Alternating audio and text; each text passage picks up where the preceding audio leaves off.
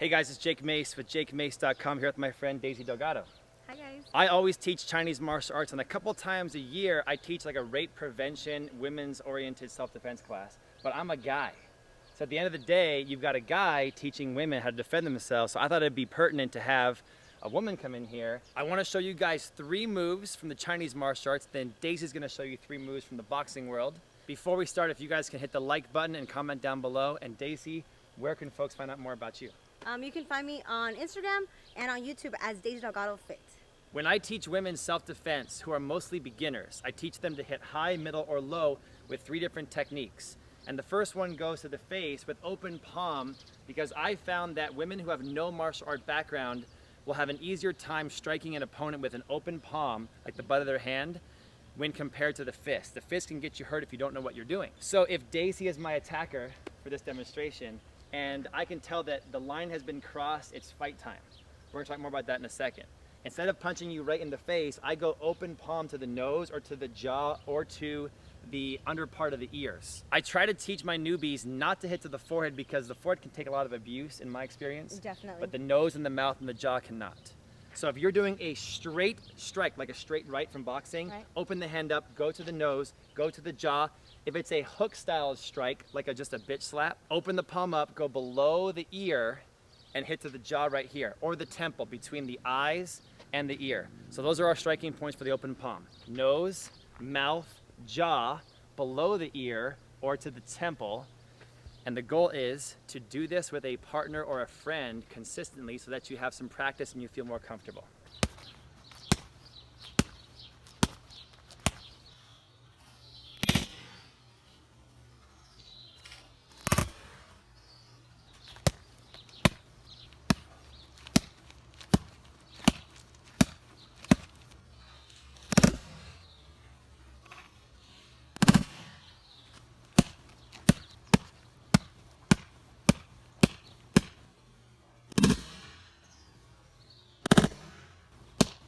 I am not a girl, nor have I ever been a girl. So I don't know what you guys go through, honestly. Right. I'm 6'1", about 200 pounds. And so I'm not the biggest guy, I'm not the smallest guy, but I'm big enough where guys usually won't mess with me.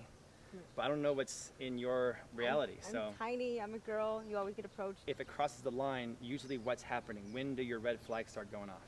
When they're either like too close, they're coming in, they're like creeping up slowly, but you feel that tension. And they're talking to They're you already? talking to you already. They're like almost like sweet talking to you or trying to get your attention so you can keep talking. And you could tell them like, no, I don't want to talk to you, or not even rude, just, oh, my friend is here, and they don't care, they just keep going. Yeah, and they're not respecting your They're not space. respecting your space, and they're actually not respecting what you're telling them either.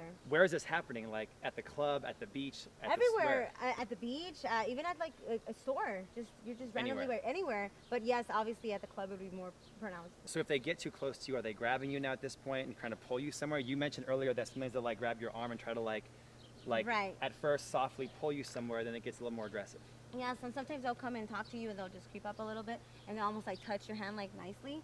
Like I'm already uncomfortable right right now. Right, and you like to me, I would just want to like move, but sometimes they'll like get you a little bit tighter. So like if you're like, oh, huh, just trying to leave, say, please don't, touch me like that. Yeah. They would like even get more physical, or their grip could get tighter, and then you could you could just be scared out of your mind and just freeze because there. if a 350-pound guy did that to me, I'd be like, whoa, hold on, buddy. Right, I know I can't take a 350-pound guy if I start fighting with him physically. So if I'm the idiot and I'm trying to like get a little bit too close, now we've been talking, you can tell that I'm a little off. Right, and I you try don't to pull want away. it, and now I'm kind of pulling you back. At what point do you think you start to actually have to fight? When I'm like, oh, well, I could say even, oh, that's flattering, but I have to go, or my friends are waiting, and I try to pull away, and I'm kind of like doing this motion now. So I'm in your space. You can tell I'm not letting you go. Right. It's getting too aggressive. What's your first technique to show? Well, my first instinct would be to hit him, because if I can't do this nicely, I would just go straight in for the ribs. And you have a boxing background, so that's what you're comfortable with. Right. To me, that's what it would come naturally to me, and I would like try to be nicely. If I say no, don't touch me, or I have to go because my friends are there, and I try to do this, I would just go right in there and just hit him. And obviously, you flee. Is that as hard as you can hit? Or? No, not at all. I would never hurt you, so you're my friend. When you're in that situation, obviously the rush gets in your body. Your fight or flight mode is activated. Since I have the boxing background, I would feel really comfortable just doing that, pulling in. Hit them enough so where I can get away, but I'm not gonna be there, you know, smashing his face because I'm angry and I wanna hit him because he did that. No, I would just hit him to where I could leave and make sure I'm safe and he won't just get back like that. So I've got you, you're not getting away. The line has been crossed. It's your right hook to the body. And then, so if that, you know, if you're there, I could just go straight forward and then do another one. So you have some options. Right. Just in case he's tightening up, you have both punches. Correct.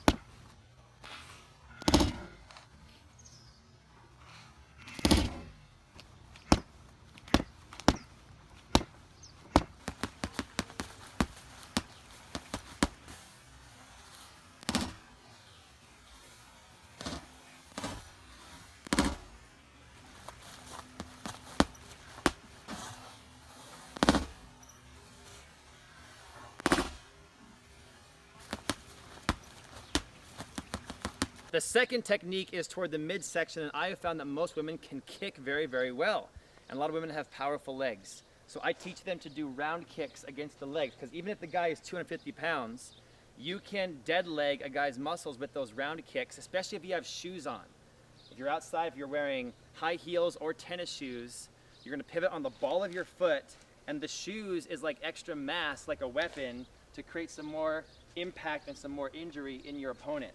So the women out there have to get used to these round kicks with the shoelaces and damage the thighs just above the knee of your attacker.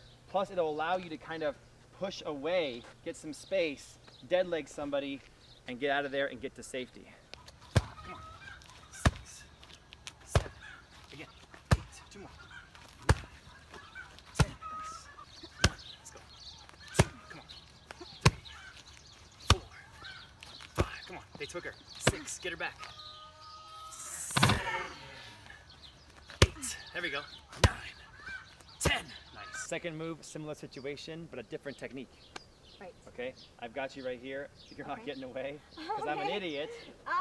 And I'm in your space, and you've tried to talk your way out, but it's past that. Right. Okay? Okay. So you can't hook to the ribs. What's your second move to show? So if I'm just here, I would either just come right in, punch him in the nose, or I can punch him in the chin right here. But I would probably go for the nose.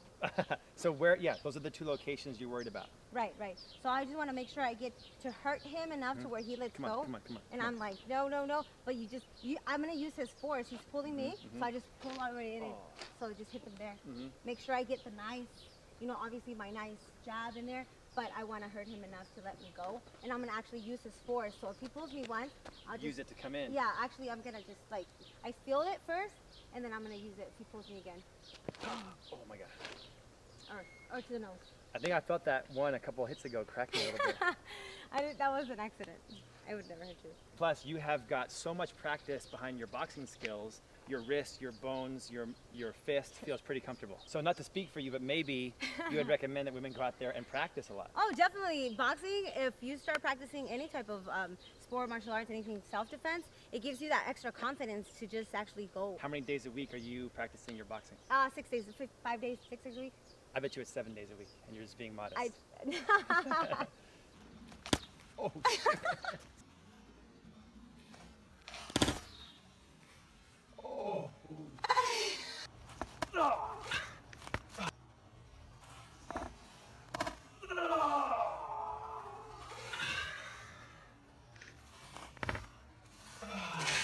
And the final technique is if the guy got in your space, it's too close, you can't kick because you're too close, you can't punch because you're too close. It's time to grab behind the neck or the shoulders and knee up right to the groin. A good hard knee to the groin as you pull in can actually create more power than a kick can create.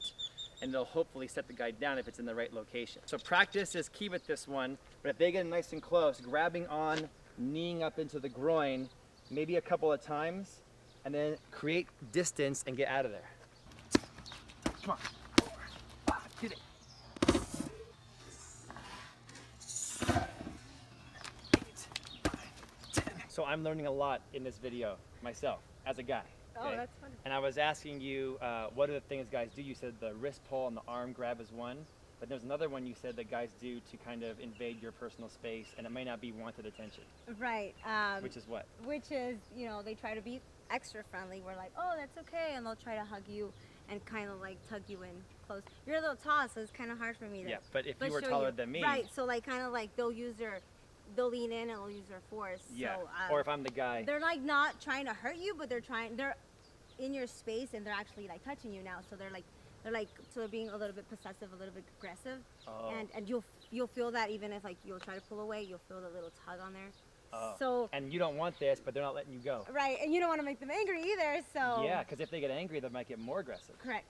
So you have to kind of stay calm and talk your way out. If that doesn't work, then what should you do? What are you going to show us? Should I do it?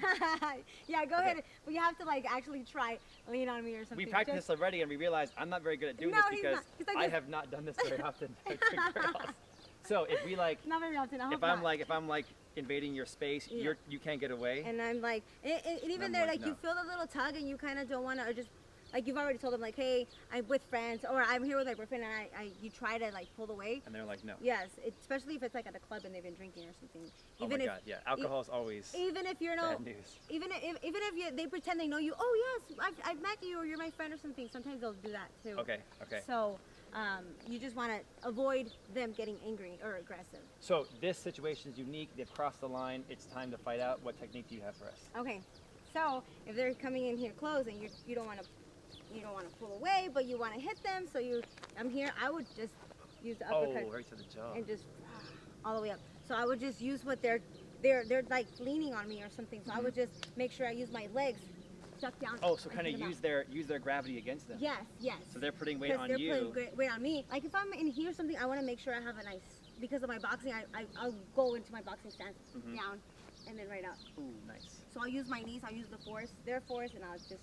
You even said you might go body uppercut. Use my legs because the leg power will, will help you for sure, especially if they're big. So I would go down and just go into the body. That's pretty good. Even if I'm wearing heels, anything like that, it will go. Just make sure you're going down. All I need is to twist and just here. And could you do body, I jaw? could do both. I could do jaw, then the body, or I could do the body, then the jaw. Nice. And if they're lucky, I'll stop there. I'm just kidding. And the last thing is you said before you throw those shots, you're gonna stay nice and calm and kind of like go from sleeping tiger to fighting tiger. I don't want to warn them that I know boxing. That way they don't use extra force or they don't catch me before I catch them. I'm being passive. I'm telling them, hey, my friends are here. Oh, that's flattering, but I'm here with a boyfriend or something. And sometimes if they don't care, they don't care. So. Once that they pass that line, just stay calm, passive, and then the tiger comes out. And you need to stay calm too, so you can think clearly, because you don't want to get flustered or paranoid. I totally agree. Like that. I totally agree. Yeah, totally agree. So you're here. So I'm wearing heels. I could be wearing heels, and that'll be totally fine. I'll just twist, and I'll come in here, and I'll go to the chin. Or I'll just same thing, go down here, and come in here.